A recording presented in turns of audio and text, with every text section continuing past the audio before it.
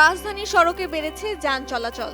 এর সঙ্গে শূন্য ট্রাফিক সিগন্যালগুলোতে দায়িত্ব পালনে নেমে পড়েছেন বিভিন্ন শিক্ষা প্রতিষ্ঠানের শিক্ষার্থীরা।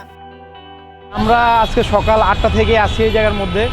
মানুষ আমাদেরকে যথেষ্ট পরিমাণে হেল্প করতেছে। আমরা এখানে আসি, অনেকে পানি দিয়ে যাচ্ছে, খাবার দিয়ে যাচ্ছে, দুপুরের খাবারটা দিচ্ছে, এরকম অনেক সাপোর্ট দিচ্ছে। অনেকে বলছে যে হ্যাঁ তোমাদের থেকে পরিবর্তন আসবে, আমরা অনেক খুশি। ঢাকায় বিভিন্ন এলাকায় ট্রাফিক ব্যবস্থা পরিচালনা করতে দেখা গেছে শিক্ষার্থীদের সঙ্গে আছেন আনসার সদস্যরাও।